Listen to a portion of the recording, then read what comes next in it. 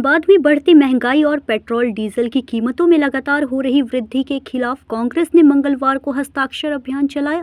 यह अभियान कचहरी रोड स्थित ग्रीन व्यू पेट्रोल पंप परिसर में शाम 5 बजे से 7 बजे तक आयोजित किया गया। कार्यक्रम का नेतृत्व जिला अध्यक्ष संतोष कुमार सिंह ने किया। अभियान का आयोजन कांग्रेस के झारखंड प्रभारी के राजू और प्रदेश अध्यक्ष केशव महतो कमलेश के निर्देश पर किया गया। इस दौरान बड़ी संख्या में आम लोगों ने भाग लेकर केंद्र सरकार की नीतियों के खिलाफ अपना विरोध दर्ज कराया। जिला अध्यक्ष संतोष सिंह ने कहा कि गलत आर्थिक नीतियों के कारण आम जनता महंगाई की मार झेल रही है। वहीं कांग्रेस नेत्री अनुपमा सिंह ने कहा कि पेट्रोल, डीजल, रसोई गैस और रोजमर्रा की वस्तुओं की कीमतें रिकॉर्ड स्तर पर पहुंच गई है। कार्यक्रम में कई वरिष्ठ नेताओं ने भी संबोधित किया और इससे जनविरोधी नीतियों के खिलाफ एक मजबूत जन आंदोलन बताया। चुनाव के बाद मोदी जी का असली रूप सामने आ गया। लगातार पेट्रोल, डीजल, रसोई गैस में वृद्धि और देश का प्रधानमंत्री विदेशों में सैर कर रहा। मेलोडी, इटली के प्रधानमंत्री को मेलोडी खिला रहा।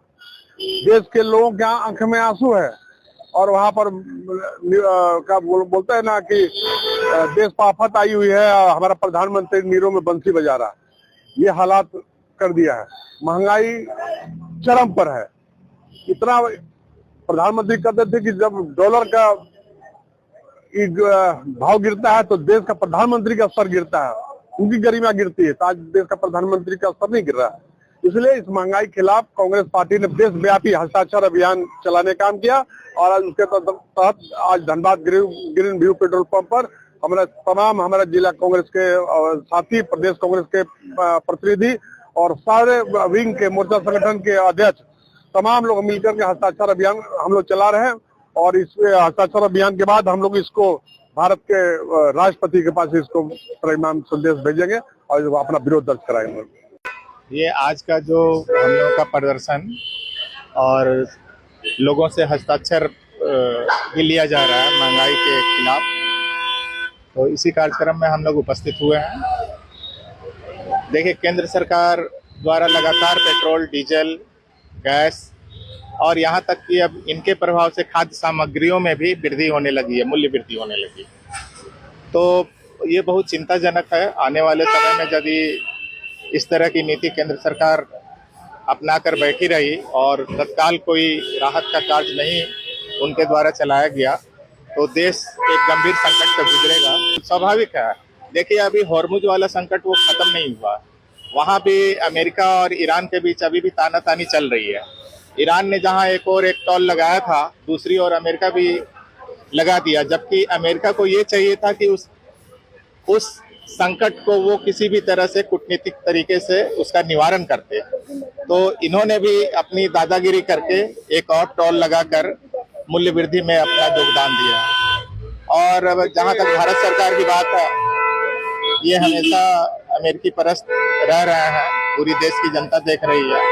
तो ये एक चैलेंजिंग टास्क है कांग्रेस के लिए कि इस समस्या से जनता को निजात दिलाने के लिए हम लोग आगे की कार्रवाई कर रहे हैं। आंदोलन, धरना, प्रदर्शन और भी जनता को जागरूक करने का भी प्रयास कर रहे हैं। आज देश में जिस तरह से हालात हो गए, आज देश जनता ने जिस तरह से मोदी जी को चुना था 2014 में, उन्होंने कहा था कि देश में बेरोजगारी कम करेंगे, महंगाई कम करेंगे, पेट्रोल और डीजल और गैस का दाम कम किया जाएगा। लेकिन आज स्थिति ये हो गई है देश के में कि पेट्रोल आज 100 के पार हो गया है, डीजल 100 के पार हो गया है।